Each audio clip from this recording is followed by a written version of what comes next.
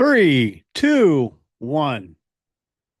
Hey everyone, William Ross here at the Ferrari Marketplace. We are doing something a little different or starting something new this go around for this episode. We're actually doing video on this as well. This is my third go around attempting to record this episode due to the fact is I have issues. I'm just not a tech person. So tried it several times. Some it doesn't record, sometimes it does, and I change a file name and then it seems to erase the sound, and then it's just me and no sound. And as Eric put it, is I look I look like bad lip reading or something like that. But anyways, I want to welcome you to the Ferrari Marketplace podcast and vlog, I guess you could say now, because we're going to post this up on the YouTube channel as well and start spreading the word a little bit more. And definitely check out Motoring Podcast Network and check out all the other podcasts that we have available on MPN. There's a ton of awesome content on there. I highly recommend you checking it out. And also check out past episodes of the Ferrari Marketplace. I kind of go all over the place. Yes, I talk about Ferraris in the market today and that kind of stuff, but I also just kind of get into everything related to Ferrari. So check it out, see what you can do, and check out our sponsors that were mentioned here prior to this. And really appreciate the support, guys. So onward and upward. Got my Diet Mountain Dew. We are good to go. Hopefully, with my new mic I have here, I got a new Shure mic. Hopefully, all the sound's better. You probably heard that too. Open up my Diet Mountain Dew because I am a fiend for it. You know, if you're going to have some sort, you got to have kind of one vice, right? So it's Diet Mountain Dew for me. So, anyways, today's episode I had a different idea in mind for what I was going to record for this week's episode. I was going to get into about warranties and stuff like that and what you look to. And even though I don't really get into too much of the newer stuff, but I was going to kind of talk about that and also maintenance and stuff, but you know, what you do. But there was a post that someone I know made a post saying the fact is that they were going to be a judge this weekend at the Hillsborough Concours, which coincidentally enough, I'm headed there today. So this is Friday when I'm recording this. I tried to do it early in the week, but my flight's not till late this afternoon. So I'm doing this again this morning. So we're going to get this sucker up today. My man, Eric, he is a genius. So he can make the magic happen. So, but anyways, this post was put on there and he was talking about he was being, a judge at the Concord. He was judging the Ferrari class. There's a nice amount of Ferraris in this class because I'm actually going there myself to be a docent. I don't think I'm judging. I don't like to be a judge because that's a lot of responsibility put on your shoulders, and we'll get into that as to exactly why. But anyways, so this person made the post, and it kind of like struck a nerve with me. And not against this person, but just in how the judging works in general at these concours events. Now, when you get into more prestigious ones, Pebble Beach, Cavallino, stuff like that, they get very particular and credential wise and background wise and who they're going to put up on there in regards to who they're going to bring on as a judge. Now, these guys do this, they're volunteers straight up. They don't get paid. They get in an event for free. That's about it. Maybe some free food, free beverages. That's about it. So it's not like the wheels are getting greased and saying, hey, vote for these cars or whatnot, that kind of gig, so, and not to say that some money hasn't been tried to slip into a judge's hand at an event, but well, that's a whole different argument. But so these guys, everyone, it's a volunteer position. That's basically what it boils down to. You got to pay your own way. So if you're driving hour, 2 hours, or you're flying across country, it's your dime. So it just depends on who you want, how you get there. So, but anyways, when you get some of these other events, I don't want to say you're scraping the bottom of the barrel. That just that's not right. Because all these people that are participating, have knowledge and background. But to what extent is what I'm getting at. So this individual, they're doing a thing and they've only been in this industry maybe 4 or 5 years. So their background knowledge, especially of Ferraris, is very limited. And the only reason it is being that way and working for one of the big auction houses is that's how he jumped into this industry. He started working for the auction house, whatever, but he happened to be in the right place, right time, and be involved in the transaction of a very particular car that all of a sudden got him a load of notoriety. Good for him. Hey, got his bank account fluffed up, everything like that, which is fantastic. Good for him. Hey, no, kudos. So again, this isn't about him. This is not about his situation. It had nothing to do with him. And kudos to him, everything like that. Hey, he's taking the fast track and, and having a great time and doing a lot of cool shit. So it just has to do with you're getting there because uh, when you have a car at a concourse event, depending on the level of event, a lot of these owners take that trophy placing, what have you, and that's value to that car because then when you go to sell that car, you can say, oh, my car won at XYZ or came first in class at XYZ or whatever. You know, it adds a lot of value to that car in regards to someone coming in because you have a lot of people when they buy these cars because they want to do stuff with it and there's a very, very small amount of people that they take these, they daily drive them or drive them on a regular basis and drive them like they should, and use them for basic stuff and everything like that, and have a lot of fun with them. We got a lot of guys. Hey, it's a weekend car. They only take them to car shows. They take them to events. Take them to concourse, stuff like that. They pride themselves on having a car that's award winning. Or as with Cavallino, platinum award winning, because that adds ton a ton of value to the car, especially for a Cavallino and Ferrari. Like Porsche has the same thing in getting those type of awards. So, and it boils down to a lot of stuff because a lot of these things, it has to come down to like a point and a half, stuff like that. I mean, you got to have, Cavallino was at 96 or higher, 95 and higher. It's a 100-point scale. So you have a cheat sheet, and so to speak, in regards to what you're looking for. There's a lot of basic stuff, but there's a lot of stuff on there. If you really don't know, you could really you know, ding a car, I guess you could say.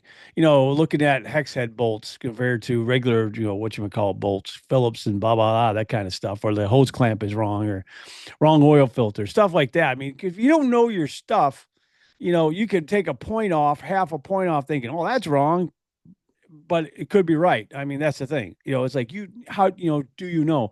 Now, when they're judging at events, it's not like there's one person go around to one car. Usually you have a group. I mean, that's how you should do it. Now, I've seen events and been events where they had one judge going around or two judges. That was it. But again, it has to do with getting volunteers and people be able to come. It's all about that. So, but normally you have 4, 5, 6 judges in a group. They go around collectively from car to car. They have a specific amount of cars, and they'll know ahead of time. These are the cars you're judging. So hopefully these people did their homework and brushed up on the cars they're going to be looking at. And how in depth they get into that, that's up to them. Now, normally you also have one judge in that panel, that group, that, hey, they're the expert. They'll know their stuff. So you can lean on them in regards to questions and everything like that. Now, I highly recommend, if you have time and you're interested in it, follow a group of judges around at the next big event you're at. Just follow a group. I mean, again, you don't have to follow them the whole time because it takes a few hours for them to go around because they do multiple cars. But watch them do a few cars and see if they do. It's all, it's pretty much the same in regards to every car because they have to check, hey, check this, check the horn, check brake lights, blah, blah, blah, da, da, da. But it's interesting to see how they kind of tweak it a little bit from car to car. So it all kind of depends what they're getting at. And especially if a judge goes, oh, I love this car. This is one of my favorites, blah, blah, all that kind of stuff. So it's interesting. I recommend it because it's cool to just kind of stand in the background, watch them work and see what they do.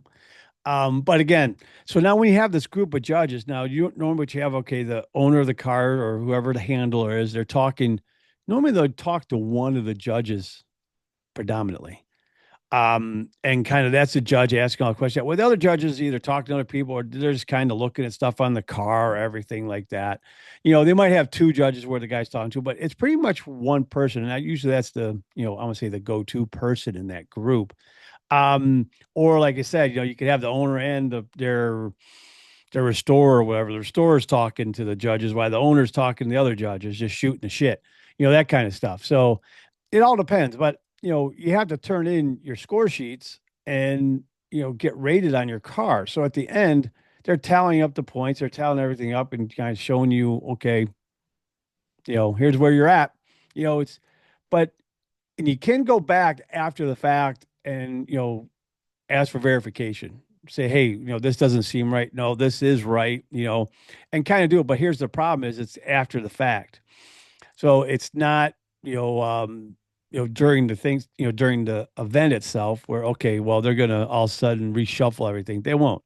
they'll rescore your car. But again, you're talking, you might think, well, what's the point? Well, if there's a big difference between it being a platinum and not a platinum for like Ferrari and stuff like that. I mean, it's huge. And like I said, when you're talking a point, half point, you know, that does goes a long way because when you check out listings and stuff for, nicer, higher end, collector Ferraris, not your newer stuff, but the older stuff, and look at it, and you'll guarantee if you say, "Oh, platinum award winning," blah blah blah. I mean, that's huge because it just shows that it was restored correctly. It's almost as is coming out of the factory. It's using NOS parts, all that kind of stuff. It's cool. I mean, that's cool. I mean, it just adds a ton of value to the car if you have that. That's why you have a lot of these guys that have the money that they started sending over when Ferrari started doing their Class East program, as they started sending them over to Italy to Ferrari itself to restore the cars because they want to get the award. They want to get the platinum award. They want to win this event. It's a huge ego thing for a lot of these people, and on that note, judges can have a tendency to get an ego on them because they feel that, hey, they're holding all the power. It's kind of like when, you go through TSA, you got some schlep or, you're at, the store and you got some clerk that's, they feel like they got all the power in the world right now over you because everything's in their hands, and it's like you got to kowtow to them, everything like that. So these people have a tendency to get a bit of an ego on them, you know. TSA, rightfully so, I guess. I mean, they could make your freaking life and trip miserable if they really wanted to, if they're just having a bad day. Um, but again, so not saying that they'd sabotage it, what have you, but what I'm saying is they'll start nitpicking and start deducting points for stuff that they're not completely certain about. Like I said, I'm not saying this happens all the time. I'm not saying this is common. I'm just making a point of what potentially is there in regards to doing it because, it's not like they're going back and scrutinizing all this stuff, and normally someone's bringing their car and they have a relatively strong idea of where their car should score at. But again, I feel it's a huge disservice to the owners when you have, the judges coming in that really have no business being a judge. Now, if they stay on the facts, oh, it's celebrity judge, this and that, oh, this is and they have some knowledge and again, they can study up beforehand, and you go to like Pebble Beach, they have a lot of like ex drivers and stuff like that, very well known people in the automotive world, as in being the group of judge. I mean, because I mean, if you think about like Pebble and stuff like that, they got to have 100, 200 judges. I'm not exactly sure. They have a lot. So, and again, you got to kind of, there it's volunteer, everything like that. But it's a lot of fun. It's very enjoyable to do. Um, Again, it's something, I don't choose to do. I've been asked a lot, and I just kind of, I kind of look at what the event is. Well, what is my role within that group? What are you expecting from me? I don't like to be the main person. I just don't like to have that responsibility because again, you got some owners that can get pretty prickly about what kind of score they receive and in demanding why and everything like that. I mean, I've seen an instance here or there where the owners got extremely pissed off in regards to what their score was and why the hell is it this and that. I just spent this much money getting this done, da da da. Then they go back onto the restorer. What the hell's going on? Like, no, that's right. So it can create a very, very sticky situation all around. So, but anyways, so kind of going back to what, whole point of this is when you watch your judges and see, I said this all just basically started with the fact is, it just kind of is a little bit of a, not, I don't want to say sore point with me. I don't want to say that. I want to say it's more, just something that kind of irks me a bit. And I think it's a disservice to a lot of the owners. Now, like I said, you get to the higher profile events, stuff like that. My little foster kitty here, Alexa's wanting to help. Say hi, Alexa. Hi. This is my little foster kitten. I foster kittens and dogs and stuff like that. I help out some animal shelters, amongst other things, because as I've told you guys all before, we give back on these channels. We do what we can to help the world out. And We try and do our can for animals, and we also help pediatric burn survivors here at the Ferrari Marketplace. So check into that stuff. Those details are all over our place on our website, stuff like that. Check out our show, Rock and Revs. Go to rockandrevs.com. Check it out. Links up above and all that junk. But anyways, uh, back to what I was talking about. Where was I at? I kind of got sidetracked there with Alexa, the cat. But anyways, I kind of, just going back, you know, I just think, I want to, I don't know how you could fix it. I mean, there's really new because again, these guys volunteer, so it's like the event itself is kind of hamstrung in regards to, well, we got to get who we can get because we're not paying these people, and that kind of stuff. Then you might say, well, why don't they get judges and just pay them? Well, the money's not there for it. All these events are put on in regards to raising money. Well, a majority of them are about raising money for certain nonprofits, charities, stuff like that. They're run as nonprofits, so people aren't really making money off these things, and Bill Warner's always made the comments in regards to about you know, people ask him all the time, well, I'm thinking about starting this Concord and this and that. And he tells them, don't do it. Don't do it. Don't be getting in for to make money on it. You're not making money on it. And it's like, it's a lot of effort. It's a lot of work, and and it costs a lot of money, stuff starts adding up. So, I mean, those events run on volunteers. So you really can't go that route saying, well, pay the judges then, because it just wouldn't happen. Because then all of a sudden you could get into, well, they're getting paid. So all of a sudden they're going to have favoritism, that kind of stuff. So I mean, I don't know. I don't want to say it's a lose-lose, but, and again, I got to reiterate, I'm not saying this happens at every event and all everyone is just say it just struck a nerve when I saw that post. And it made me just kind of like, oh, it just brought something up to the surface that it bothers me for the owners of these cars because these people, it's one thing when you have the guy that's got hundreds of millions of dollars in his bank account and, spending $3, $4, $5 million on a car, even, $1 million on a car, and then spend another couple $100,000, if not $1 million on the restoration, all this kind of stuff. And, it's not, they get angry, but they're like, oh, okay, well, next year we got to fix this stuff and that. Then we'll get those last couple points, yada, yada. It's the gentleman, that he saved up. That's his only car.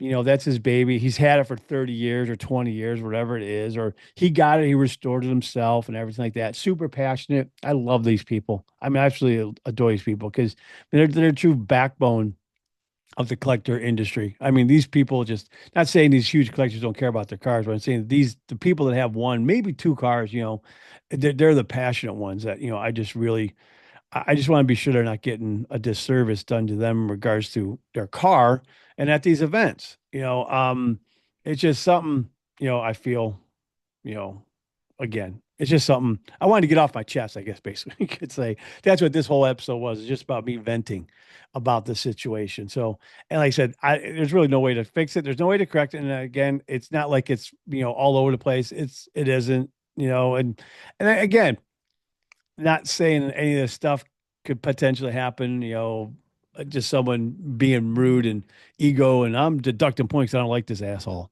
that kind of stuff,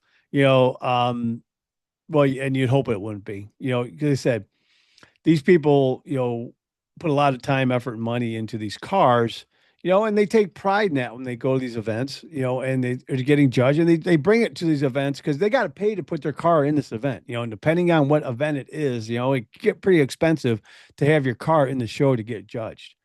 So, and something happens that goes wrong, then they get pissed off. They'll never bring their car back to that show again or what have you. And as we know, I mean, we all love the weekends where there's events all over the place, big, small, what have you, various types of cars from exotics to muscle cars, everything like that. These shows are fantastic. It's, you don't want to see people get a bad taste in their mouth because you want to see these cars out in the public, out in the wild, especially getting driven and, everything like that. So, which is always great, especially, what's cool is that, you get to these more prestigious ones, you see these cars that, like Pebble, they have that, the drive they do, where it's gives you get extra points if you participate in that drive. Was it the day before, 2 days before actually the Concours? So stuff like that's cool to see when you see these cars actually in motion, getting driven, everything like that. That's what I love about the Simeone Museum in Philadelphia. If you have never been there, I highly recommend you visit the Simeone Museum because they do events. I don't know often. I don't know if it's every weekend, what have you, but they take their cars out into their parking lot. They drive them around. I mean, it's not a very big parking lot, but you hear them driving, you hear them running. They treat them as the cars as they should be. So, which is awesome.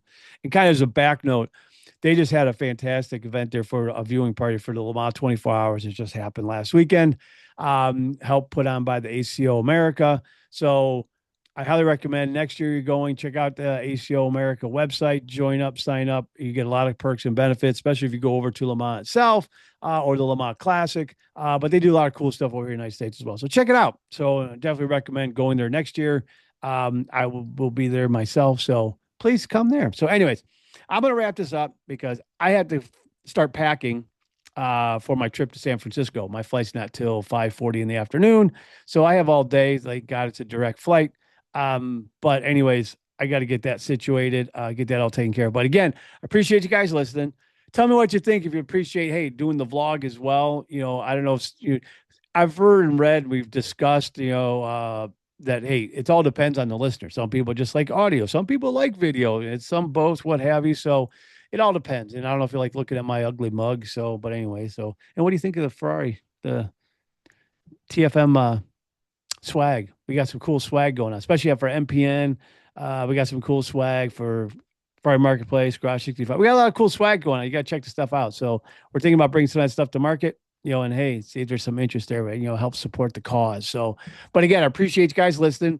Remember, for the vlog and the YouTube channel, hit that like and subscribe, spread the word. Let's get this thing out there. We can blow it up. We can do a lot more cool things with this, get some people in, interview them, stuff like that, and do what we can. So maybe do some on-site stuff. Who knows where it can go? So I appreciate you guys listening. Hit that like and subscribe button. And until next time, peace.